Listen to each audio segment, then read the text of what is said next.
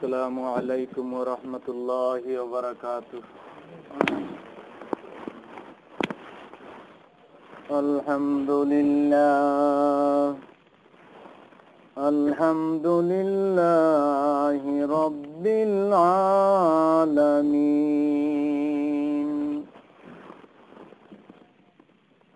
والعاقبة للمتقين، والصلاة والسلام على أشرف الأنبياء والمرسلين، والصلاة والسلام على خلفاء الراشدين المهديين، وعلى آله وأصحابه أجمعين. أما بعد، فقد قال الله تعالى في كلامه المجيد وفي فرقانه الحميد। সবাই মহব্বতে উচ্চ আওয়াজে পড়ুন, আউযু বিল্লাহি মিনাশ শাইতানির রাজীম। বিসমিল্লাহির রাহমানির রহিম। ইযা যুলজিলাতিল আরদু জিলজালাহা ওয়া আখরাজাতিল আরদু আসকালাহা ওয়া ক্বালাল ইনসানু মা লাহা ইয়াওমাইযিন তুহাদ্দিসু আখবারাহা বিআন্না রাব্বাকা আওহা লাহা ইয়াওমাইযিন ইয়াসদুরুন নাসু আশতাতান লিয়ুরাউ আ'মালাহুম فمن يعمل مثقال ذرة خيرا يره ومن يعمل مثقال ذرة شرا يره.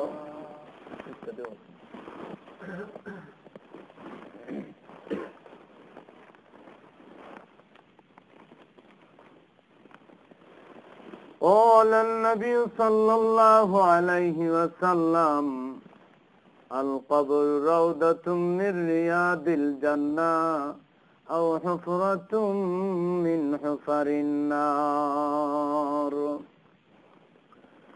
قال الله تعالى في شان حبيبه ومحبوبه مخبرا وآمرا: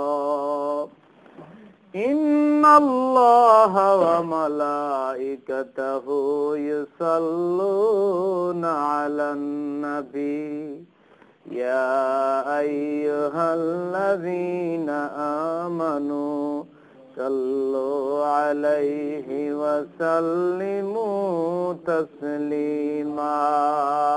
اللهم صل على سيدنا مولانا محمد وعلى آل سيدنا مولانا. সবাই মহব্বতে উচ্চ আওয়াজে পড়ুন, আল্লাহুম্মা সাল্লি আলা সাইয়্যিদিনা মাওলানা মুহাম্মদ ওয়া আলা আলি সাইয়্যিদিনা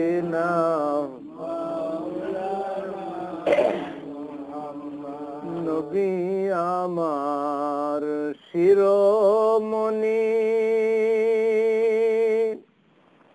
নবীজি আমার জানের জান, নবী আমার শিরোমণি, নবীজি আমার জানের জান, নবীজিকে না দেখিলে বাঁচে না আশিকের প্রাণ। আল্লাহুম্মা সাল্লি আলা সাইয়্যিদিনা মাওলানা মুহাম্মদ ওয়া আলা আলি সাইয়্যিদিনা মাওলানা মুহাম্মদ। আসুন আমার প্রাণের নবীজি, বসুন মুদের সামনে, আসুন আমার প্রাণের নবীজি, বসুন মুদের সামনে, দুই নয়ন ভরিয়া দেখব প্রান্তাকিতে বদনে। আল্লাহুম্মা সাল্লি আলা সাইয়্যিদিনা মাওলানা মুহাম্মদ ওয়া আলা আলি সাইয়্যিদিনা মাওলানা মুহাম্মদ। নবীর জন্য যার দিল ভাই এ ধরাতে কান্দে না, নবীর জন্য যার দিল ভাই এ ধরাতে কান্দে না, রোজ হাসরে ভাইজান তারা নবীজির দেখা পাইবে না। আল্লাহুম্মা সাল্লি আলা সাইয়্যিদিনা মাওলানা মুহাম্মদ ওয়া আলা আলি সাইয়্যিদিনা মাওলানা মুহাম্মদ। আসুন জিকির করি লা ইলাহা ইল্লাল্লাহ, লা ইলাহা ইল্লাল্লাহ, লা ইলাহা ইল্লাল্লাহ, লা ইলাহা ইল্লাল্লাহ, লা ইলাহা ইল্লাল্লাহ, লা ইলাহা ইল্লাল্লাহ, লা ইলাহা লা ইলাহা ইল্লাল্লাহ, লা ইলাহা ইল্লাল্লাহ, লা ইলাহা ইল্লাল্লাহ, লা মাবুদা ইল্লাল্লাহ, লা মাশুকা ইল্লাল্লাহ, লা মাবুদা ইল্লাল্লাহ, লা মাশুকা ইল্লাল্লাহ, লা মাহবুবা ইল্লাল্লাহ, লা ইলাহা ইল্লাল্লাহ, লা ইলাহা ইল্লাল্লাহ, লা ইলাহা সুবহানাল্লাহ ওয়ালহামদুলিল্লাহ, লা ইলাহা সুবহানাল্লাহ ওয়ালহামদুলিল্লাহ, লা ইলাহা লা ইলাহা ইল্লাল্লাহ, লা আল্লাহু আল্লাহ আল্লাহু আল্লাহ আল্লাহু আল্লাহ আল্লাহু আল্লাহ আল্লাহু আল্লাহ আল্লাহু আল্লাহ আল্লাহু আল্লাহ আল্লাহু আল্লাহ আল্লাহু আল্লাহ আল্লাহু আল্লাহ আল্লাহু আল্লাহ আল্লাহু আল্লাহ আল্লাহু আল্লাহ আল্লাহু আল্লাহ লা ইলাহা ইল্লাল্লাহু মুহাম্মাদুর রাসূলুল্লাহ সাল্লাল্লাহু আলাইহি ওয়াসাল্লাম বালাগাল উলা বিকামালিহি কাসাবাদ দুজা বিজামালিহি হাসানাত জামিউ খিসালিহি सल्लो अलैहि व आलिहि कि मोहम्मद से वफा तूने तो हम तेरे हैं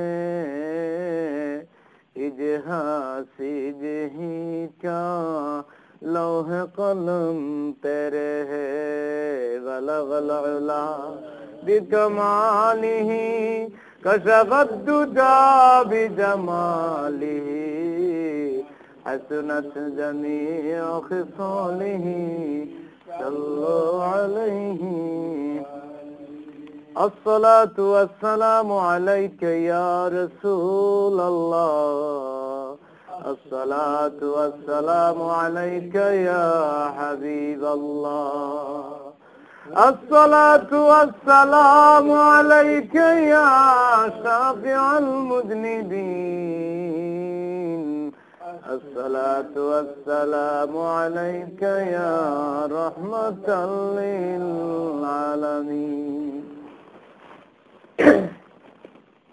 الآخر উপস্থিত সাপ্তাহিক তাফসীর মাহফিলে আল্লাহর ঘর মসজিদে অবস্থানরত শ্রদ্ধাভাজন মুরব্বিয়ানে আজম মুসল্লিয়ানে কেরাম প্রিয় যুবক ভাইরা শ্রদ্ধাশীল আমার সম্মানিত মা এবং বোনেরা আমরা আল্লাহ পাকের দরবারে শুকরিয়া জানাই যে আল্লাহ তাবারক ওয়া তাআলা তার হুকুম আসরের 4 রাকাত নামাজ জামাতে আদায় করার পর কোরআন হাদিসের কিছু কথা বলার ও শোনার মতো তৌফিক আমাদেরকে যে মাবুদ দান করেছেন আসুন ওই মাবুদের দরবারে শুকরিয়া জানিয়ে মহব্বতে উচ্চ আওয়াজে পড়ছি আলহামদুলিল্লাহ।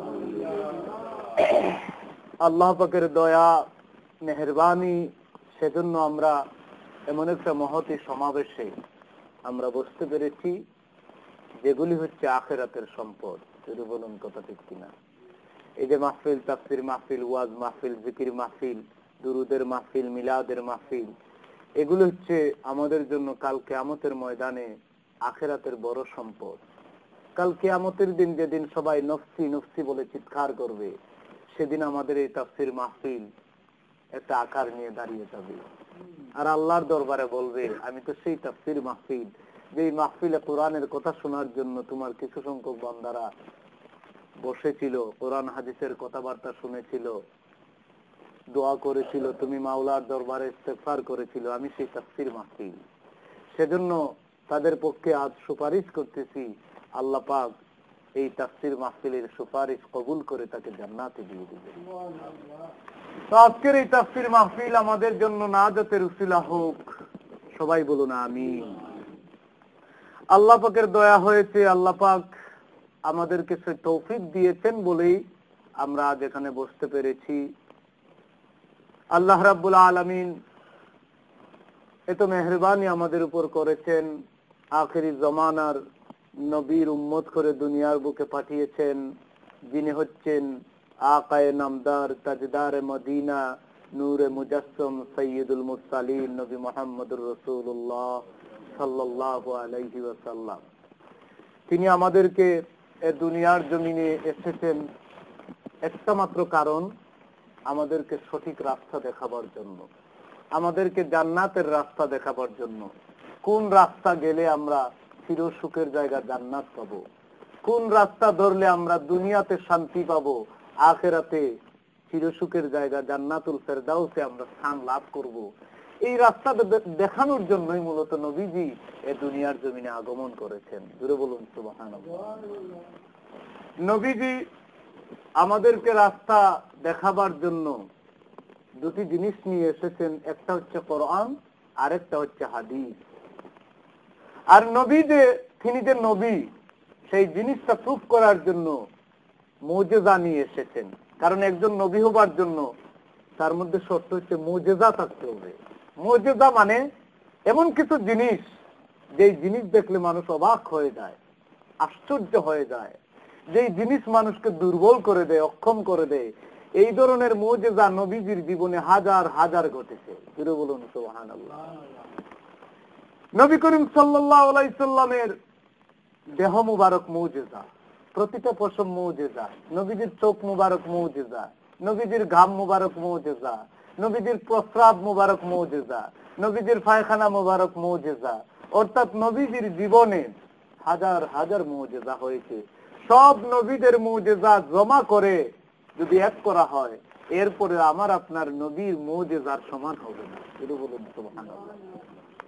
এই নবীজি অনেক মুজিজা নিয়ে আসছেন, এর মধ্যে সবচেয়ে বড় মুজিজা হচ্ছে কোরআনুল কারীম। জোরে বলুন সুবহানাল্লাহ। কোরআনুল কারীম এমন একটা মুজিজা, এই কোরআন বিশ্বাস করে ইহুদিগণ, খ্রিস্টানগণ বড় বড় জিনিস আবিষ্কার করেছে। জোরে বলুন কথা ঠিক কিনা? মূলত তারা কোরআন বিশ্বাস করেছে, আবিষ্কার করেছে টেলিভিশন, আবিষ্কার করেছে রেডিও, আবিষ্কার করেছে উড়োজাহাজ,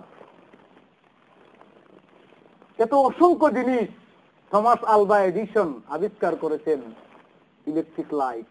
জোরে বলুন কথা ঠিক কিনা? মার্কনি আবিষ্কার করেছেন রেডিও, জন এলবেয়ার্ড আবিষ্কার করেছেন টেলিভিশন। এত কিছু আবিষ্কার করেও যারা আমার আল্লাহকে আবিষ্কার করতে পারলো না, তাদের মতো কম বক্ত দুনিয়ার বুকে আর নাই। জোরে বলুন কথা ঠিক কিনা? কিন্তু মুসলমানেরা এমন একটা জিনিস আবিষ্কার করেছে, যেই জিনিসের সাথে কারো তুলনা হয় না। মুসলমানেরা আবিষ্কার করতে পেরেছে এই আসমান আর জমিনের খালিক এবং মালিক আল্লাহ পাককে। জোরে বলুন সুবহানাল্লাহ। হযরত ইব্রাহিম আলাইহিস সালাম আবিষ্কার করেছেন আল্লাহকে। কিভাবে আবিষ্কার করেছেন?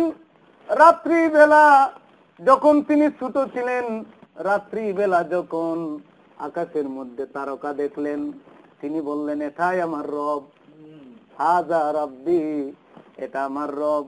যখন তারকা ডুবে গেল, তিনি বললেন যেগুলি ডুবে যায় এগুলি রব হতে পারে না। এরপরে দেখলেন চন্দ্র, তিনি বললেন এটা আমার রব। কিন্তু কিছুক্ষণ পরে যখন চন্দ্র ডুবে গেল, বললেন এটাও রব হতে পারে না। যখন সকালবেলা সূর্য উদয় হলো, চতুর্দিকে আলোকিত হয়ে গেল, তিনি বললেন হাযা রব্বি হাযা আকবার, এটা রব হতে পারে কারণ এটা দেখতে বড়। জোরে বলুন সুবহানাল্লাহ। হাযা রব্বি হাযা আকবার, it may be my lord because it is the greatest one. এটা দেখতে বড় দেখা যায়, এটাই রব।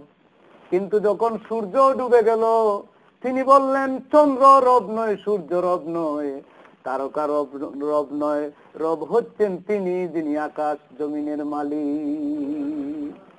তিনি ঘোষণা দিলেন ইন্নী ওয়াজ্জাহতু ওয়াজহিয়া লিল্লাযী ফাতারাস সামাওয়াতি ওয়াল আরদা হানিফা ওয়া মা আনা মিনাল মুশরিকিন। আমি আমার মুখটা আকাশ জমিনের রবের দিকে আমি আমার মুখটা ফিরাইলাম, যিনি আসমান বানায়াছেন, জমিন বানায়াছেন। ওয়া মা আনা মিনাল মুশরিকিন, আর আমি মুশরিকদের অন্তর্ভুক্ত হতে চাই না। জোরে বলুন সুবহানাল্লাহ। এভাবে মুসলমানেরা আল্লাহকে আবিষ্কার করেছেন, আল্লাহর সন্ধান পেয়েছেন, রবের সন্ধান পেয়েছেন। আমার নবীও যখন ছোট ছিলেন, তিনি রবের সন্ধানে বেরিয়ে গেলেন। কোথায় গেলেন? হেরা পাহাড়ে। কোথায় গেলেন? হেরা পাহাড়ে একা একা চিন্তা করতেন, এত বড় পৃথিবী কে বানালো, কে সৃষ্টি করলো এই দুনিয়া, কে আকাশের মালিক, কে জমিনের মালিক, এভাবে একটা দুইটা দিন নয়, দিনের পর দিন, মাসের পর মাস হেরা গুহায় যখন চিন্তা করতে লাগলেন, এই হেরা গুহা বেবে খাদিজা রাদিয়াল্লাহু আনহা তার জন্য খাবার নিয়ে যেতেন। আর তিনি আল্লাহর সন্ধানে, রবের সন্ধানে যখন চিন্তায় পড়ে গেলেন, যখন আমার নবীর বয়স 40 হয়ে গেল, হঠাৎ করে দেখা গেল তার সামনে জিবরাইল আমিন হাজির হয়ে গেছে। জিবরাইল আমিন 40 বছরের সময় হাজির। আর বললেন, তিনি প্রথমে ভয় পেয়ে গেলেন, ডরায় গেলেন। জিবরাইল আমিন বললেন, ইকরা বিসমি রাব্বিকাল্লাযী খলাক, খলাকাল ইনসানা মিন আলাক। পড়ো তোমার প্রতিপালকের নামে, যিনি সৃষ্টি করেছেন। জোরে বলুন সুবহানাল্লাহ। পড়ো তোমার প্রতিপালকের নামে, যিনি সম্মানিত, যিনি মানুষকে ইলম দান করেছেন, শিক্ষা দিয়েছেন কলমের মাধ্যমে। জোরে বলুন সুবহানাল্লাহ। এই সর্বপ্রথম সূরা আলাকের 5টা আয়াত নাজিল হয়েছিল। নবী করিম সাল্লাল্লাহু আলাইহি সাল্লাম ভয় পেয়ে গেলেন, কারণ জীবনের এই প্রথম জিবরাইল আমিন তার কাছে হাজির। তিনি বাড়িতে গেলেন, খাদিজাকে বললেন, তাড়াতাড়ি আমাকে চাদর দাও, কম্বল দাও, আমি একটু ঘুমাই, আমার জ্বর জ্বর অনুভব করতেছে। তিনি সব ঘটনা যখন বললেন, তখন খাদিজা রাদিয়াল্লাহু আনহা তাকে সান্ত্বনা দিলেন আর বললেন, চিন্তার কোনো কারণ নাই। মুসা আলাইহিস সালামের কাছে, ঈসা আলাইহিস সালামের কাছে, ইব্রাহিম আলাইহিস সালামের কাছে যিনি এসেছিলেন, তিনি আপনার কাছে এসেছেন। জোরে বলুন সুবহানাল্লাহ। সুতরাং আপনার ভয়ের কোনো কারণ নাই। কেন ভয় করবেন? কারণ জগতের মধ্যে আপনার মতো ভালো মানুষ তো আর কেউ নাই। যারা ভালো মানুষ, যারা হক পথে চলে, যারা ভালো পথে চলে, আসলে তাদের কোনো ভয় নাই। কারণ তাদের সাথে রয়েছেন এই পৃথিবীর মালিক আল্লাহ সুবহানাহু ওয়া তাআলা। খাদিজা রাদিয়াল্লাহু আনহা তাকে সান্ত্বনা দিলেন। তো আমি একথাই বলতে চাই যে নবী করিম সাল্লাল্লাহু আলাইহি সাল্লাম রবের সন্ধান করেছেন, রবকে পেয়েছেন। মুসলমানেরা রবের সন্ধান পেয়েছে, কিন্তু যারা এত বড় বড় জিনিস আবিষ্কার করলো, তারা রব চিনল না। আকাশের মধ্যে প্রথম নভোচারী যিনি সবার আগে আকাশে গিয়েছিলেন, বিজ্ঞানী, তার নাম ছিল ইউরি গ্যাগারিন। তিনি আকাশে গেলেন, আকাশ থেকে ফিরে এসে তিনি কমেন্ট করলেন, তিনি রিপোর্ট দিলেন। হিন্দুরা যাকে ঈশ্বর বলে, ভগবান বলে, খ্রিস্টানরা যাকে গড বলে, আর মুসলমানরা যাকে আল্লাহ বলে, এ ধরনের কাউকে তো আমি দেখলাম না। জোরে বলুন নাউজুবিল্লাহ। সে বলে গড বলতে কেউ নাই, দেয়ার ইজ নো গড, আল্লাহ বলতে কেউ নাই। এত বড় বিজ্ঞানীর মুখে এ কথাটা কি শোভা পায়? সে বলে আল্লাহ বলতে কেউ নাই। আসলে আপনারা বলুন, এটা সাধারণ জ্ঞানেই বোঝা যায় যে এত বড় একটা আকাশ, এত বড় একটা জমিন, আকাশ পাতাল, গাছপালা, চন্দ্র সূর্য, 18,000 মাখলুকাত, সৃষ্টির পিছনে কোন সৃষ্টিকর্তা কি নাই? কোন খালিক কি নাই? এই দুনিয়াটা কি অটোমেটিক হয়েছে? সূর্যটাকে অটোমেটিক উঠে আবার অটোমেটিক সকালবেলা উদিত হয়, আবার সন্ধ্যাবেলা অস্ত যায়? চন্দ্রকে অটোমেটিক উদিত হয়, আবার সকালবেলা ডুবে যায়? সাধারণ সেন্স বলে যে এই পৃথিবীর মালিক অবশ্যই একজন আছেন। জোরে বলুন সুবহানাল্লাহ। একজন কাফের, নাস্তিক, যার আল্লাহর প্রতি বিশ্বাস নাই, এমন একজন লোক ইমাম আবু হানিফার সাথে বিতর্কে লিপ্ত হলো। তার কথা সে যুক্তি দিবে, এই পৃথিবীর মালিক বলতে কেউ নাই, স্রষ্টা বলতে কেউ নাই।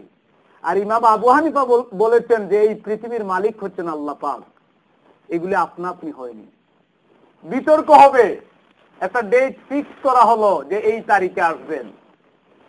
সময় মতো খ্রিস্টান, ওই নাফরমান নাস্তিক, সে সময় মতো হাজির। লোকেরা, অনেক লোকের সমাগম, সেখানে বিতর্ক হবে, বহস হবে। ইমাম আবু হানিফা এই নাস্তিক মানুষের মধ্যে বহস হবে। কিন্তু ইমাম আবু হানিফা আসতে লেট করতেছেন। জোরে বলুন সুবহানাল্লাহ। কি করতেছেন? লেট করতেছেন। তখন ওই নাস্তিক সমস্ত লোকদেরকে বলে, সেখানে মুসলমানেরাও ছিল, ডাক দিয়ে বলতেছে, মুসলমানেরা তোমরা আসলে পরাজিত। আর পরাজিত বলেই তোমাদের যে লিডার, তোমাদের যে আলিম ইমাম আবু হানিফা ভয়ে পলায়ন করছেন, তিনি এখন পর্যন্ত আসেন নাই। তিনি বুঝতে পেরেছেন যে আমার সাথে বহস করে তিনি পারবেন না। জোরে বলুন না সুবহানাল্লাহ। হঠাৎ করে একটু পরে দেখা গেল ইমাম আবু হানিফা হাজির হয়ে গেছেন। নাস্তিক ডাক দিয়ে বলে, আপনি আসতে এত লেট করলেন কেন? ফিরে বলুন না সুবহানাল্লাহ। আসতে লেট করতে এই জন্য, আমি তো অনেক দূর থেকে আসতে হয়, আর আসার সময় রাস্তার মধ্যে একটা নদী ছিল। কি ছিল? এখন নদীটা কিভাবে পার হবো আমি চিন্তায় পড়ে গেছি। হঠাৎ করে দেখলাম অটোমেটিক কি হলো, অটোমেটিক একটা গাছ হয়ে গেল। গাছটা অটোমেটিক বড় হয়ে গেল, বড় হয়ে অটোমেটিক গাছটা দেখলাম তক্তা হয়ে গেল। তক্তা হওয়ার একটু পরে দেখলাম অটোমেটিক তক্তাগুলি নৌকায় পরিণত হয়ে গেল। নৌকাটা অটোমেটিক পানির মধ্যে নামলো, আর আমি নৌকায় উঠলাম, তারপর নৌকাটা আমাকে পার করে দিল। জোরে বলুন সুবহানাল্লাহ। নাস্তিক ডাক দিয়ে বলতেছে, এখন বুঝতে পেরেছে ইমাম আবু হানিফার মতো বোকা এই দুনিয়ার বুকে কেউ নাই। অটোমেটিক একটা গাছ এত বড় হয়ে আবার তক্তা হয়, আবার নৌকা হয়ে যায় কিভাবে? জোরে বলুন সুবহানাল্লাহ। অটোমেটিক একটা নৌকা হয়ে আবার ইমাম আবু হানিফাকে পার করে দেয়, এটা কিভাবে সম্ভব? ইমাম আবু হানিফা বলেন, আমার বহস, আমার বিতর্ক এখানেই শেষ। সাধারণ একটা নৌকা যদি অটোমেটিক না হতে পারে, এত বড় একটা আকাশ, এত বড় একটা জমিন, চন্দ্র সূর্য, এইগুলি একজন প্রতিপালক ছাড়া, একজন খালিক ছাড়া কিভাবে অটোমেটিক হতে পারে? সেই প্রশ্নের জবাব আমি জানতে চাই। জোরে বলুন সুবহানাল্লাহ। নাস্তিক বোকা হয়ে গেল, ডাক দিয়া বলে, ইমাম আবু হানিফা আমি সারেন্ডার করলাম, আমাকে পড়ায় দাও কালেমা তৈয়বা লা ইলাহা ইল্লাল্লাহু মুহাম্মাদুর রাসূলুল্লাহ। এজন্য দুনিয়ায় যত বড় বিজ্ঞানী হোক না কেন, যতক্ষণ পর্যন্ত আমার আপনার রবকে না চিনবে, তার প্রতি ঈমান না আনবে, বিশ্বাস না করবে, তার ওই বৈজ্ঞানিক যন্ত্রপাতি আবিষ্কারে তাকে নাজাত দিতে পারবে না। জোরে বলুন কথা ঠিক কিনা? এবার আসুন, বিজ্ঞানের মধ্যে সবচেয়ে বড় বিজ্ঞান হচ্ছে কোরআনুল কারীম। এটা হচ্ছে সবচেয়ে বড় বিজ্ঞান। এই কোরআনের একটা নাম হচ্ছে হাকিম। হাকিম মানে বিজ্ঞানী। জোরে বলুন সুবহানাল্লাহ। প্রজ্ঞাময়। ইয়াসিন ওয়াল কোরআনিল হাকিম। আল্লাহ ইয়াসিন বলে তার বন্ধুকে ডাক দিয়েছেন। আমার আপনার নবীজির এক নাম হচ্ছে ইয়াসিন। জোরে বলুন সুবহানাল্লাহ।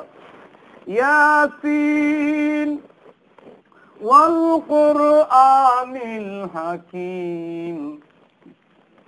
ইয়াসিন বিজ্ঞানময় কোরআনের শপথ কসম করে বলতেছি, ইন্নাকা লামিনাল মুরসালিন, নিশ্চয়ই তুমি একজন রাসূল। জোরে বলুন সুবহানাল্লাহ।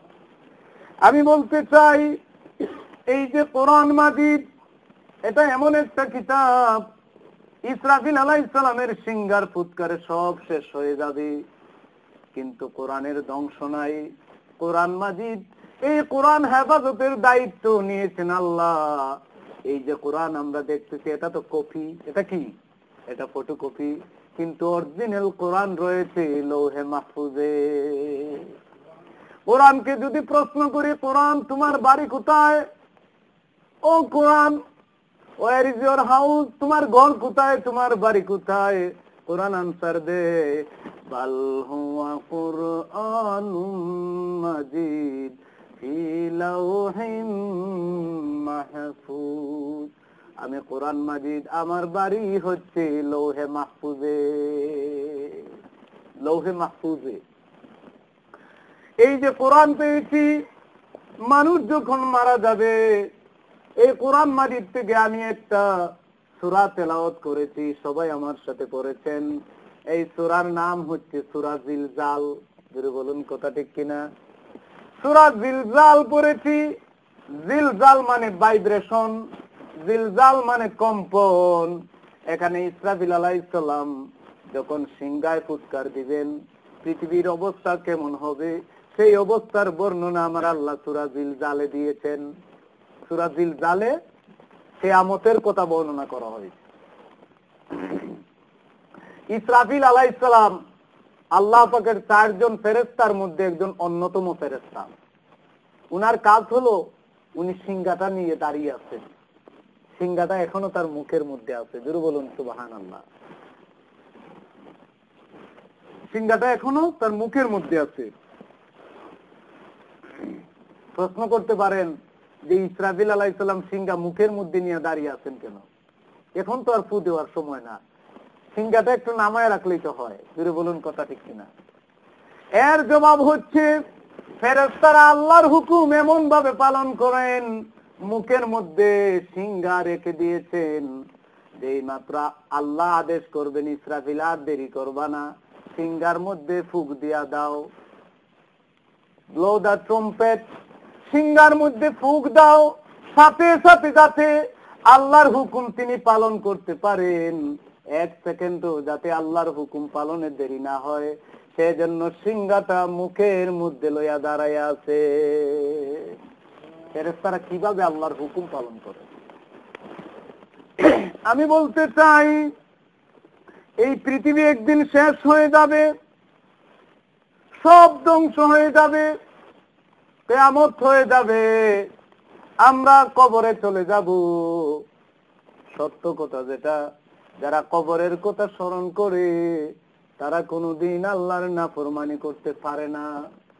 আমার নবীজি বলেছেন, যে ব্যক্তি প্রতিদিন 21 বার কবরের কথা স্মরণ করবে, আমার আল্লাহ তাকে বিনা হিসাবে জান্নাতে দিয়ে দিবেন।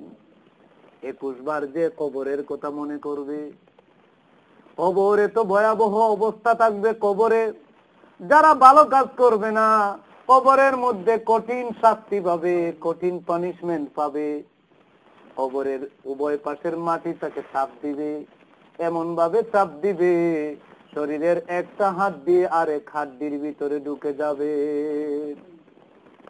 কবরের শাস্তির কথা যারা চিন্তা করে, তারা সব সময় আল্লাহর জিকিরে লিপ্ত থাকবে, আল্লাহকে স্মরণ করবে। কোনোদিন সুদ খাবে না, কোনোদিন ঘুষ খাবে না, কোনোদিন নেশাগ্রস্ত হবে না, নেশা পান করবে না, কোনোদিন মা বাবার সাথে বেয়াদবি করবে না। কারণ তার মনের মধ্যে চিন্তা, আমাকে মরতে হবে, কবরে যেতে হবে, ফেরেশতার শাস্তি পেতে হবে। এই চিন্তা যার মনে, সে কোনোদিন খারাপ কাজ করতে পারে না। কোরআন খুললে দেখা যায় আমার আল্লাহ কবরের কথা, হাসরের কথা, মিজানের কথা, ফুলসিরাতের কথা, জান্নাত জাহান্নামের কথা এত বেশি বেশি আলোচনা করেছেন। কোরআনকে যদি 3টা ভাগ করা হয়, 1 ভাগের সম পরিমাণ জায়গায় আল্লাহ এ ব্যাপারে আলোচনা করেছে। একদিন আমার নবীজি একটা উটে সরে যাচ্ছেন, সাহাবীরাও তার সাথে। হঠাৎ করে দেখা গেল একটা কবরের সামনে গিয়া উট লাফালাফি শুরু করে দিয়েছে। জোরে বলুন সুবহানাল্লাহ। নবীজির উট লাফালাফি করছে। সাহাবীরা বলে, ইয়া রাসূলুল্লাহ, আপনার উটের কি হলো? হঠাৎ করে এটা লাফালাফি শুরু করে দিয়েছে, ব্যাপার কি? আমার নবীজি ডাক দিয়ে বলেন, দুনিয়ার মানুষ, ও আমার সাহাবীরা, জেনে রাখো, এখানে 2 ব্যক্তির কবর আছে। এই কবরের মধ্যে 2 জন মানুষকে ফেরেশতারা বেদম শাস্তি দিতেছে, আর শাস্তি দিতেছে, আর ওই ব্যক্তি চিৎকার করে কান্না শুরু করে দিয়েছে। তোমরা তাদের কান্না শুনো না, কিন্তু আমার উট তাদের কান্না শুনতেছে, তাদের কান্নার আওয়াজ আমার উট শুনতেছে, সেজন্য ভয়ে তরতর করে কাঁপতেছে। জোরে বলুন সুবহানাল্লাহ। তবে তাদেরকে যে শাস্তি দেওয়া হচ্ছে, এটা বড় কোনো অপরাধের কারণে না, ছোট অপরাধ। ছোট অপরাধটা কি? একজনে প্রস্রাব করে ইস্তেঞ্জা করতো না, এটা হচ্ছে তার অপরাধ। প্রস্রাব করেছে, পবিত্র হতো না, ইস্তেঞ্জা করতো না। আর আরেকজনের অপরাধ হচ্ছে সে গীবত করত, একজনের দোষ আরেকজনের মধ্যে লাগাইয়া দিত, সমাজের মধ্যে ঝগড়া লাগাইতো, গীবত করত। গীবতে তো মারাত্মক অপরাধ। মানুষ এই গীবতের মধ্যে খুব টেস্ট পায়। জোরে বলুন কথা ঠিক কিনা? দেখবেন 2-3 জন লোক যদি এখানে বসা থাকে, সে অমুকের দোষ, অমুকের অপরাধ, অমুক লোক ভালো না, এত খারাপ, মানে মানুষের দোষ বর্ণনা করার মধ্যে যে মানুষ কি টেস্ট পায়। অথচ আমার আল্লাহ বলেছেন, তোমরা কি তোমাদের মরা ভাইয়ের গোশত খেতে চাও? কেউ কি তার মৃত ভাইয়ের গোশত খাবে, মাংস খাবে? সবাই জবাব দিবে যে না, আমরা খাবো না। মরা ভাইয়ের গোশত খাওয়ার চেয়ে বড় অপরাধ হচ্ছে এক মুসলমান যদি আরেক মুসলমানের গীবত করে, এটা হচ্ছে তার চেয়ে বড় অপরাধ। গীবত মারাত্মক অপরাধ। আল্লাহ পাক যেন এই খারাপ অভ্যাস থেকে আমাদেরকে হেফাজতে রাখেন। সবাই বলুন আমিন। আসল কথা হচ্ছে আমরা মানুষের দুষ্টা দেখি কেন, মানুষের অপরাধ দেখি কেন, না দেখে নিজের অপরাধটা দেখব, নিজের ব্যাপারে চিন্তা করব, নো দাই সেলফ, নিজকে জানবো, নিজকে চিনবো, আমার নিজের মধ্যে কোনো ফল্ট আছে কিনা, নিজের মধ্যে কোনো দোষ আছে কিনা, এইটা সংশোধন করার চেষ্টা করব। মানুষ হিসাবে এমন কোন মানুষ কি পৃথিবীর বুকে আছে যে যার মধ্যে কোনো দোষ নাই, যার মধ্যে কোনো অপরাধ নাই? সকলের অপরাধ আছে, কিছু না কিছু ত্রুটি আছে। আউয়ালুন নাস আউয়ালুন নাসি, পৃথিবীর মধ্যে সর্বপ্রথম মানুষ আদম আলাইহিস সালাম ভুল করেছেন, সেজন্য আমরা তার সন্তান, আমাদেরও তো ভুল থাকতে পারে, জোরে বলুন কথা ঠিক কিনা? সেজন্য কেউ যদি অপরাধ করে, ভুল করে, এটা তরিকা হচ্ছে ওই ব্যক্তিকে আপনি আড়ালে নিয়ে যাবেন আর বলবেন ভাই আপনার মধ্যে এই ভুলটা আমি দেখতে পাচ্ছি। এটা ইসলামে জায়েজ। একজন মানুষের মধ্যে যদি ভুল দেখেন এই ভুলটুকু ধরায় দিবেন, তবে সমাজের মধ্যে নয়, আড়ালে তাকে নিয়ে বলতে হবে যে এই ভুলটা আপনার মধ্যে আছে, আপনি সংশোধন করেন। এতে ওই ব্যক্তি রাগ করার কোনো কথা না, কারণ এখান থেকে আপনি আপনার দুইটা উপকার, এক হচ্ছে যিনি বললেন তিনি রাসূলের একটা সুন্নত পালন করলেন, আর যাকে বললেন যদি তিনি তাকে না বলতেন তাহলে এই ভুলের মধ্যে থাকার কারণে আজীবন এই ভুলের কারণে তার আমলনামায় অপরাধ লেখা হতো, কিন্তু ওই ব্যক্তি বলার কারণে তার আর ভুল হচ্ছে না, সেজন্য সে সওয়াব পাবে। জোরে বলুন সুবহানাল্লাহ। আল্লাহর এক অলির কাছে এক ব্যক্তি সব সময় তাকে গিয়া বলতো, বাবা অমুক লোক সব সময় আপনার দোষ বলে, আপনার সমালোচনা করে। তখন তিনি তার হাতে 5টা টাকা দিয়া বলতেন, যাও ওই 5টা টাকা নিয়ে তাকে দাও। জোরে বলুন সুবহানাল্লাহ। তো সব সময় উনি সমালোচনা করতো আল্লাহর ওলি, আর আল্লাহর ওলি তাকে প্রতিদিন 5টা টাকা দিতেন। জোরে বলুন সুবহানাল্লাহ। তো ওই ব্যক্তি চিন্তা করলো যে আমি এমন একজন মানুষের সমালোচনা করি আর তিনি দিকে আমাকে মহব্বত করে প্রতিদিন 5টা টাকা পাঠিয়ে দেন, না আমি আর ওই লোকটার দোষ বলবো না, ওই লোকটার সমালোচনা করব না। যখন থেকে তিনি সমালোচনা বন্ধ করে দিলেন, এরপর থেকে উনার কাছে আর 5টা টাকা আসে না। জোরে বলুন সুবহানাল্লাহ। উনি চিন্তা করলেন আগেই তো ভালো ছিল, আগে সমালোচনা করতে 5টা টাকা পাইতাম, এখন টাকাটাও বন্ধ হয়ে গেল। যখন এই সংবাদটা আল্লাহর ওলির কাছে গেল, তিনি বললেন আমি যে 5টা টাকা দিচ্ছি এটা হচ্ছে গিভ এন্ড টেক, আদান প্রদান। উনি যখন আমার সমালোচনা করত তখন আল্লাহ পাক আমার জীবনে যে কিছু গুনাহ আছে ওই গুনাহগুলি তার আমলনামায় লিখতেন। জোরে বলুন না নাউযুবিল্লাহ। সুতরাং তিনি আমার সমালোচনা করে আমার গুনাহগুলি তার আমলনামায় নিয়ে যাচ্ছে, সে তো আমার উপকার করছে, সেজন্য আমি বিনিময়ে প্রতিদিন 5টা টাকা দিতাম। জোরে বলুন সুবহানাল্লাহ। এজন্য আমরা যে মানুষের সমালোচনা করি, সমালোচনা করার কারণে যার সমালোচনা, যার গীবত করি, তার গুনাহগুলি আমাদের আমলনামায় লেখা হয়। আমরা কি চাই যে অন্যের বোঝা আমরা কাল কিয়ামতের দিন বহন করি? এটা কি আমরা চাই? এজন্য সমালোচনা থেকে আমাদের সাবধান হতে হবে। একদিন এক সাহাবী, নাম হচ্ছে তালহা, তিনি প্রতিদিন ফজরের নামাজ পড়ে সালাম ফিরানোর সাথে সাথে উনি দৌড় দিয়া বাড়িতে যেতেন। ফজরের পরে আমার নবীর অভ্যাস ছিল, সাহাবীদের অভ্যাস ছিল, নামাজ শেষ করে তারা কিছু সময় বসতেন, কোরআন হাদিসের কথাবার্তা শুনতেন, বলতেন। কিন্তু তালহা তিনি সালাম ফিরানোর সাথে সাথে দৌড় দিয়া বাড়িতে যেতেন। সাহাবীরা সমালোচনা শুরু করে দিলেন যে তালহা প্রতিদিন ফজরের নামাজ পড়ে আমাদেরকে একটু সময় দেয় না, দৌড় দিয়া বাড়িতে চলে যায়। আমাদের সমাজেও অনেক আছে নামাজ শেষ একটু সময় বসতে চায় না, যেমন আপনারা বসেছেন, অনেকেই নামাজ পড়ে চলে গেছেন। দুনিয়াতে অনেক ব্যস্ততা থাকতে পারে, সেজন্য কাউকে দোষারোপ করা উচিত নয়, কারণ দুনিয়া যেহেতু আল্লাহ দিয়েছেন, আমাদের পেট আছে, আমাদের সংসার আছে, ব্যস্ততা থাকবে। আর এইগুলি হচ্ছে ফ্রি টাইমে বসার জন্য। যদি বলুন কথা দেখছি না, তবে দুনিয়ার ব্যস্ততার চেয়ে এই যে ব্যস্ততা, এখানে যে আমরা বসলাম, এইটা কোটি গুণে দামি বেশি। জোরে বলুন সুবহানাল্লাহ। তো সাহাবীরা সমালোচনা করতেছে, আমার নবীজি তাদের কাছে গেলেন আর বললেন সমালোচনা বন্ধ করো, সমালোচনা একজন মুসলমানের মুখে শোভা পায় না।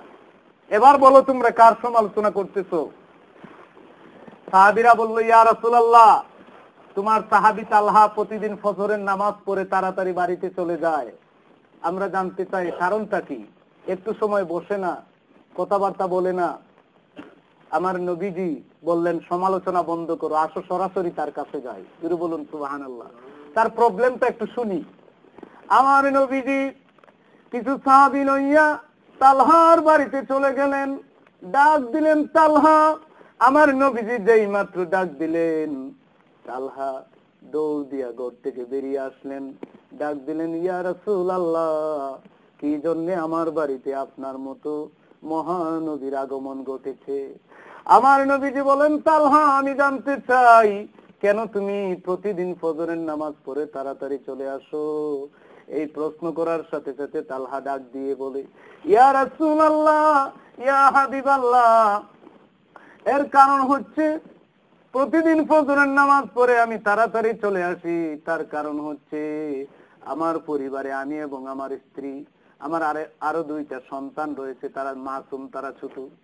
আমি এবং আমার স্ত্রী প্রতিদিন নামাজ পড়ি, কিন্তু আমাদের পরিবারের আর্থিক অবস্থা এত দুর্বল, এক কাপড় দিয়া 2 জনে ফজরের নামাজটা পড়তে হয়। এত গরিবী অবস্থা, এত গরিবী হাল, একটা কাপড় দিয়া 2 জনে নামাজ পড়ি। দয়াল নবীজি এবার বলুন, আমি যদি আপনাদের সাথে প্রথমে আমি ওই কাপড় দিয়া নামাজ পড়ি, আমি যদি আপনাদের সাথে বসি কথাবার্তায় লিপ্ত হয়ে যাই, সূর্য উদয় হয়ে যাবে, ওই কাপড় দিয়ে আমার স্ত্রী নামাজ পড়তে হয়। সূর্য উদয় হয়ে গেলে আমার স্ত্রী তো টাইম মতো নামাজ আদায় করতে পারবে না।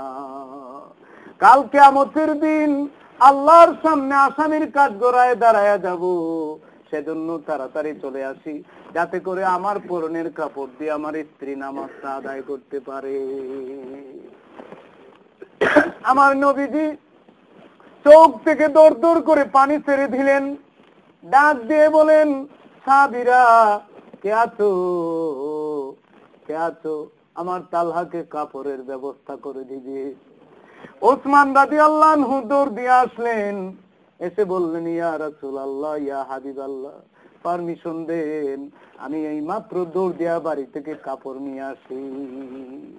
ওসমান রাদিয়াল্লাহু আনহু সাহাবীদের মধ্যে সবচেয়ে ধনী সাহাবী ছিলেন, এই জন্য তার নাম ছিল উসমান গনি। গনি মানে হচ্ছে ধনী। বলুন সুবহানাল্লাহ। আমি বলতে চাই, আমার মুরব্বি বাবারা, এভাবে তারা জীবন পরিচালনা করেছেন, দুনিয়ার জীবনকে অগ্রাধিকার দেন নাই, আখিরাতের জীবনকে প্রাধান্য দিয়েছেন।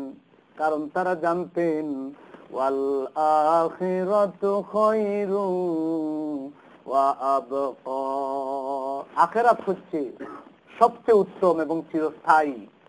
যারা জান্নাতে যাবে চিরদিন জান্নাতে থাকবে, আর যারা জাহান্নামের আগুনে জ্বলবে ফরএভার লাস্টিং, চিরদিনের জন্য তারা জাহান্নামের আগুনে জ্বলবে। জোরে বলুন নাউযুবিল্লাহ। তো আমি বলতে চাই, আমার নবীজি বলতেছেন, এখানে 2টা কবর, 2 ব্যক্তিকে শাস্তি দেওয়া হচ্ছে, বড় কোনো অপরাধের কারণে না, ছোট 2টা অপরাধ।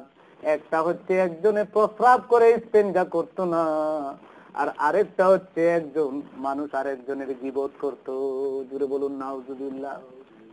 এবার নবীজি যখন এই সংবাদ জানলেন, ডাক দিয়ে বলেন, সাহাবীরা যাও, একটা খেজুর গাছের ডাল নিয়ে আসো। সাহাবীরা একটা খেজুর গাছের ডাল নিয়ে আসলেন, ডালটারে 2টা টুকরা করলেন, এক টুকরা এক ব্যক্তির কবরের উপরে রাখলেন, আরেকটা টুকরা আরেক ব্যক্তির কবরের উপরে রাখলেন। সাহাবীরা বলেন, ইয়া রাসূলুল্লাহ, বুঝলাম না, এই 2 ব্যক্তির কবরের উপরে খেজুর গাছের ডাল 2টা টুকরা করে 2 ব্যক্তির কবরের উপরে রাখলেন, এতে রহস্য কি? আমার নবীজি বলেন, আমি তো রহমতুল লিল আলামিন, আমি যখন জানলাম কবরে তাদেরকে শাস্তি দেওয়া হচ্ছে, আমি যখন জানলাম আমার উট লাফালাফি শুরু করে দিয়েছে, আমি তো রহমতুল লিল আলামিন, আমার মনে এটা সহ্য করতে পারলো না, সেজন্য খেজুরের ডাল ভেঙে তাদের কবরের উপরে রেখে দিলাম। যতদিন পর্যন্ত আমার খেজুরের ডাল থাকবে, ততদিন পর্যন্ত এদের আযাব বন্ধ করে দেওয়া হবে, তাদের আযাব হবে না।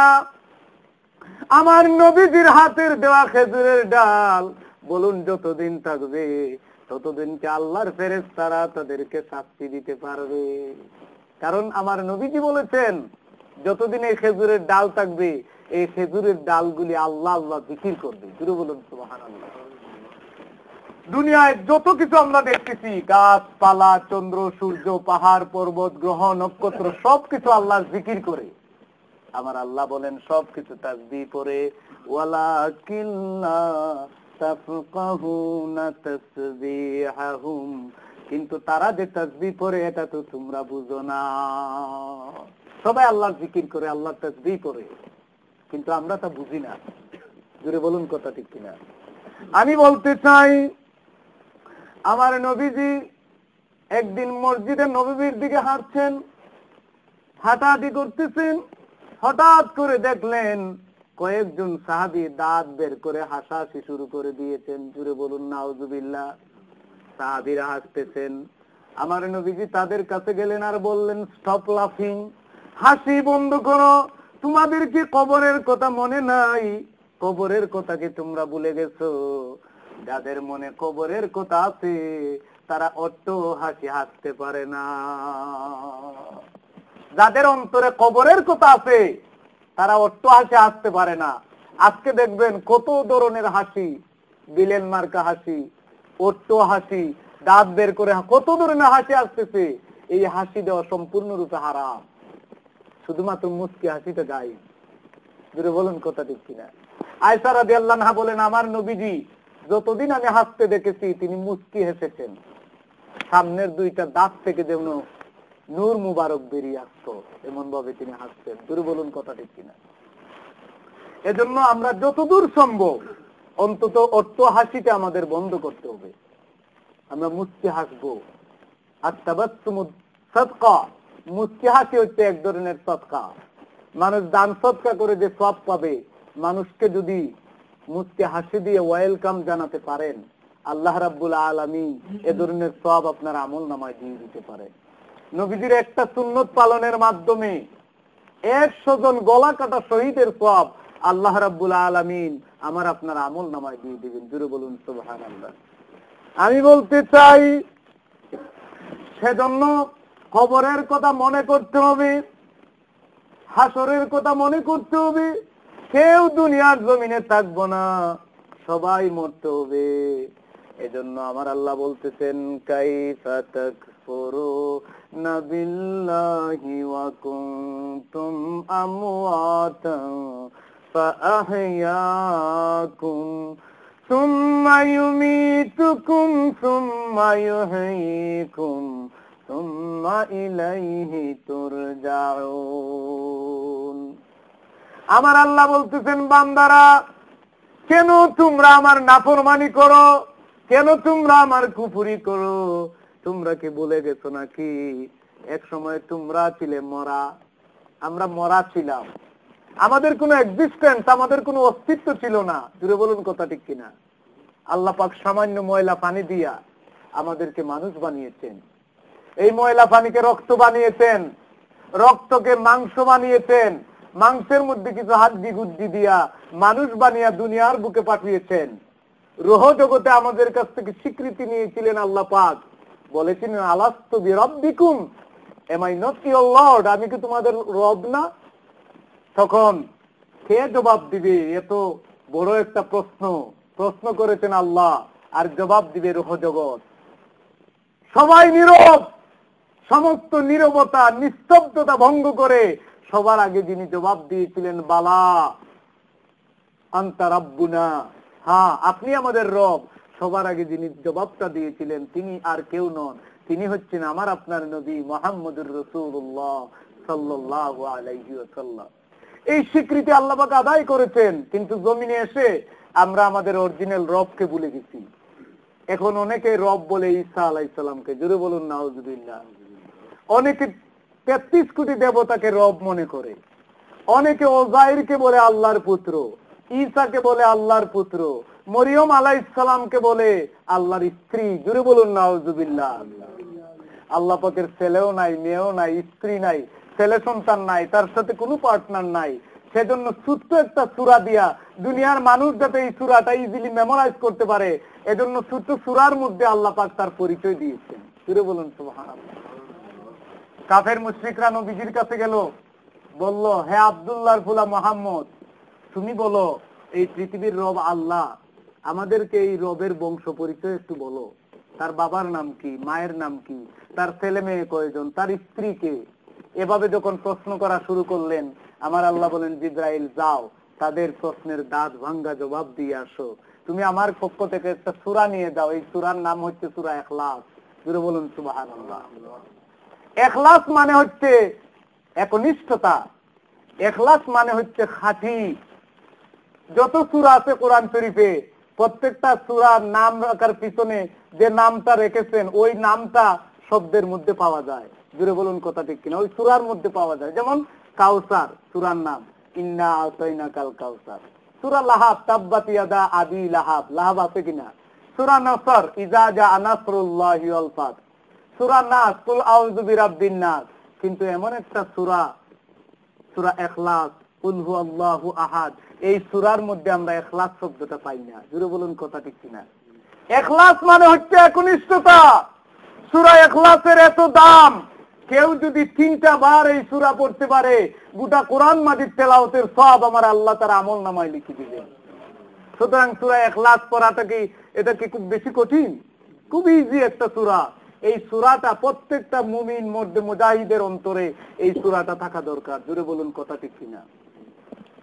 এই সূরা একবার পড়লে কোরআন মাজিদের 3 ভাগের 1 ভাগ পড়ার সওয়াব, 3 বার পড়লে গোটা কোরআন মাজিদ পড়ার সওয়াব আমার আল্লাহ পাক দান করে দিবেন। জোরে বলুন আমিন। আমি বলতে চাই, আল্লাহ রাব্বুল আলামিন আমাদেরকে সৃষ্টি করেছেন, শেষ নবীর উম্মত বানায়েছেন, আমাদের কাছ থেকে স্বীকৃতি নিয়েছিলেন, তিনি হচ্ছেন আমাদের রব। কিন্তু জমিনে সেই রবকে যদি বলে যাই, তাহলে আমাদের জায়গা হবে জাহান্নামের আগুন। আমার আল্লাহ বলতেছেন, কিভাবে তোমরা নাফরমানি করো, অথচ তোমরা ছিলে মরা, আমি আল্লাহ তোমাদেরকে জীবন দিলাম। কারো জীবন 10 বছরে শেষ হয়ে যায়, কারো জীবন 20 বছর, কারো জীবন 30 বছর। কাউকে আল্লাহ মায়ের পেটেই দুনিয়া থেকে উঠে আনেন। জুড়ে বলুন কথা ঠিক কিনা? মৃত সন্তান দুনিয়াতে আসে কিনা? আসে। মায়ের পেট থেকে মরা সন্তান বের হয়। আমার আল্লাহ ইচ্ছা করলে সমস্ত মানুষের গলা টিপে মেরে ফেলতে পারতেন মায়ের পেটেই। জুড়ে বলুন কথা ঠিক কিনা? আল্লাহ পাক পারেন কিনা? আল্লাহ রাব্বুল আলামিন বলেন, আমি তোমাদেরকে জীবন দিয়েছি।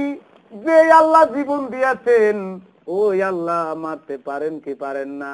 জুড়ে বলুন, পারেন কি পারেন না? আল্লাহ পাক পারেন। এক ব্যক্তি আমার নবীজির কাছে আসলো, কিছু মরা মানুষের হাড্ডি গুড্ডি এক করে আমার নবীজির কাছে আসতেছে, আর বলতেছে, দেখো আব্দুল্লাহর গোলাম মুহাম্মদ, এই যে মরা হাড্ডি গুড্ডি, এইগুলি থেকে কি তোমার প্রতিপালক আবার জীবিত মানুষ বের করা সম্ভব? সে তার নিজের সৃষ্টির কথা ভুলে গেছে। সে বলতেছে আমার নবীকে, এই যে হাড্ডি গুড্ডি, এইগুলি এক করে আবার তোমার রব আল্লাহ কি আবার মানুষ বানানো সম্ভব হবে? আমার নবীজি ডাক দিয়ে বলতেছেন, ওয়াদারাবা লানা মাসালা ওয়া নাসিয়া খালকা ক্বালা মান ইউহয়িল ইযামা ওয়া হিয়া রামীম কুল ইউহয়িহা আল্লাযী আনশাআহা আউওয়ালা মাররা ওয়া হুয়া বিকুল্লি খালকিন আলীম। জোরে বলুন সুবহানাল্লাহ। সে আমার নবীর কাছে এক্সাম্পল নিয়ে আসলো, হাড্ডি গুড্ডি নিয়ে হাজির হয়ে গেল, আর বলল, এইগুলি থেকে তোমার রব কি আবার মানুষ বানানো সম্ভব? আমার আল্লাহ বলেন, বন্ধুগো, সে এক্সাম্পল সেট করে অথচ তার নিজের সৃষ্টির কথা ভুলে যায়। তাকে যে আমি সৃষ্টি করলাম এমন একটা অবস্থা থেকে, যখন তার অস্তিত্ব এই হাড্ডি বুড্ডির মতোই ছিল, যখন তার কোনো অস্তিত্ব ছিল না, তার কোনো এক্সিস্টেন্স ছিল না, এমন অবস্থা থেকে আমি আল্লাহ, যে আল্লাহ সৃষ্টি করেছি, আবার ওই আল্লাহ মরার পরে তাকে আবার জিন্দা করতে পারবো। জোরে বলুন সুবহানাল্লাহ। আল্লাহ পাক আমাদের সবাইকে জিন্দা করবেন, এই বিশ্বাস আমাদের রাখতে হবে। কিন্তু হিন্দুদের এই বিশ্বাসটা নাই। তারা মনে করে খাও দাও ফুর্তি করো, জগৎটা মস্ত বড়, মরার পরে তো আর কিচ্ছু নাই, হিসাবও নাই, নিকাশও নাই। জুড়ে বলুন নাউজুবিল্লাহ। তারা বলতেছে মরার পরে আর কিছু নাই। কিন্তু আমাদের ঈমান, আমাদের আকীদা, মরার পরে আমাদের হিসাব হবে, মরার পরে আমাদের নিকাশ হবে। এই দুনিয়া একদিন শেষ হয়ে যাবে। ইসরাফিল আলাইহিস সালাম সিংহায় ফুৎকার দিবেন, ইযা যুলজিলাতিল আরদু জিলজালাহা। ইসরাফিল আলাইহিস সালামের সিংহার ফুৎকারে সমস্ত জমিন ভাইব্রেশন শুরু হয়ে যাবে, কম্পন শুরু হবে, পাহাড় পর্বত উলট পালট শুরু হয়ে যাবে। আমার আল্লাহ বলেন পাহাড়গুলির অবস্থা পশমের মতো উঠতে থাকবে, পশমের মতো পাহাড় উঠতে থাকবে। আল্লাহ পাক পাহাড়গুলিকে পশমের মতো, রুইয়ের মতো উড়াতে পারবেন কি পারবেন না? পারবেন। কারণ আকাশের মধ্যে এত মিলিয়ন বিলিয়ন ট্রিলিয়ন মেঘমালা আকাশের মধ্যে আল্লাহ পাক জমা করে রেখেছেন। যখন আল্লাহ পাক চান তখন ওই বৃষ্টি নাজিল হয়। জুড়ে বলুন কথা ঠিক কিনা? যখন আল্লাহ পাক চান তখন ওই ইংল্যান্ডের জমিনে বরফ নাজিল করেন। এই বরফটাকে কোনো বিজ্ঞানী নাজিল করেন, আল্লাহ আল্লাহ পাক নাজিল করেন। এইগুলিকে যখন আল্লাহ পাক আকাশের মধ্যে জমা রাখতে পারলেন, আকাশের মেঘমালাকে যখন আল্লাহ পাক একদিক থেকে আরেক দিকে নিতে পারেন, পাহাড় পর্বত সেই তুলনায় খুবই নগণ্য, খুবই তুচ্ছ। জুড়ে বলুন সুবহানাল্লাহ। এই পাহাড়গুলি তুলার মতো উঠতে থাকবে। ইয়াউমা ইয়াকুনুন নাসু কাল ফারাসিল মাবসুস। আর মানুষ কীট পতঙ্গের মতো উড়াউড়ি শুরু করবে, লাফালাফি শুরু করবে। যেমন আমরা ছোটবেলায় দেখেছি, কোন ল্যাম্প যখন জ্বালায় রাখা হয় তখন আমরা দেখতাম কীট পতঙ্গ আছে, পোকামাকড় আছে, আর উড়াউড়ি শুরু করে। আমার আল্লাহ বলেন যখন ইসরাফিল আলাইহিস সালামের সিংহার ফুৎকার পড়বে, মানুষ উলট পালট শুরু করে দিবে। জুড়ে বলুন নাউজুবিল্লাহ। এই বিভীষিকাময় অবস্থা হবে। মানুষ বলবে ইয়াউমা ইয়াকুনুন নাসু কাল ফারাসিল মাবসুস। মানুষের এই অবস্থা যখন হবে তখন মানুষ বলবে হায় হায় কি অবস্থা, কি হলো? মানুষ চিন্তা করতে থাকবে।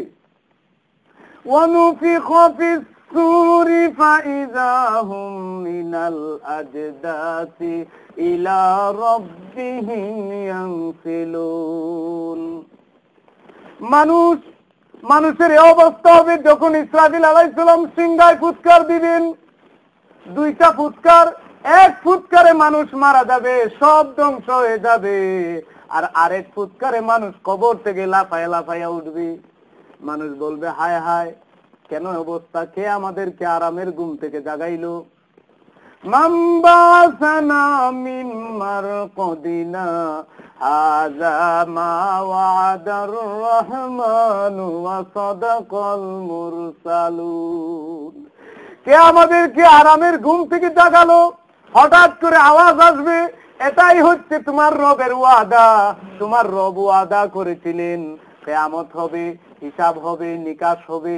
মানুষ যে যত ধরনের আমলনামা করেছেন, মানুষ যত ধরনের আমলনামা করেছে, সব আমলনামা তার চোখের সামনে হাজির হয়ে যাবে। দুনিয়ায় কি করেছে না করেছে আমলনামাটা তার হাতে দিবেন। যারা ভালো মানুষ তারা ডান হাতে আমলনামা পাবে, যারা মন্দ মানুষ তাদেরকে পিছন দিকে বাম হাতে আমলনামা দেওয়া হবে। মানুষ চিন্তা করবে, তিনটা সময় বেশি চিন্তা করবে। জুড়ে বলুন কয়টা সময়? তিনটা সময় বেশি চিন্তা করবে। এর মধ্যে একটা সময় হচ্ছে যখন মিজানের পাল্লা টান দেওয়া হবে। মানুষ চিন্তা করবে হায় হায় জানি না আমার মিজানের পাল্লা ভারী হবে না হালকা হবে। এই সময় বেশি চিন্তা করবে। যেমন কোন স্টুডেন্ট যদি পরীক্ষা দেয়, পরীক্ষায় 3 থেকে 4 মাস পর রেজাল্ট আউট হয়। এই 3 মাসের মধ্যে স্টুডেন্টদের কারো কারো অসুখ হয়ে যায়, হায় হায় না জানি রেজাল্টটা কেমন হবে। সেদিন মানুষ মিজানের পাল্লা টান দেওয়ার সময় মানুষ পেরেশান অস্থির, না জানি আমার পাল্লাটা ভারী হয় না হালকা হয়। যদি ভারী হয় সে জান্নাতে যাবে, আর যদি হালকা হয় জাহান্নামের আগুনে জ্বলবে। এই হচ্ছে একটা অবস্থা। আর একটা অবস্থা হচ্ছে হাউজে কাউসারের সময়, না জানি আমার ভাগ্যে হাউজে কাউসার আসেনি। চিন্তা করবে না জানি আমার ভাগ্যে কি হাউজে কাউসার আছে কিনা। জুড়ে বলুন সুবহানাল্লাহ। আরেকটা সময় সে চিন্তা করবে যখন আমলনামা একের পর এক দেওয়া হবে। চিন্তা করবে হায় হায় আমলনামাটা আমি ডান হাতে পাবো না বাম হাতে পাবো। এই 3টা সময় বেশি চিন্তা করবে। আমলনামা পাওয়ার পরে আমার আল্লাহ ডাক দিয়া বলবেন ইকরা কিতাবাকা কাফা বিনাফসিকাল ইয়াউমা আলাইকা হাসিবা। আমার আল্লাহ বলবেন এবার তোমাকে আমলনামা দিলাম, তোমার আমলনামা তুমি পড়ো। তোমার হিসাব নেওয়ার জন্য তুমি নিজেই যথেষ্ট। তুমি দুনিয়ায় কি করেছো না করেছো, আমি দুনিয়াতে কি করি না করি, ছোটবেলা থেকে এখন পর্যন্ত কি করছি না করছি, কি পর্যন্ত ভালো কাজ করেছি, কি পর্যন্ত মন্দ কাজ করেছি, নিজের জীবনের দিকে তাকালে আমার চেয়ে বেশি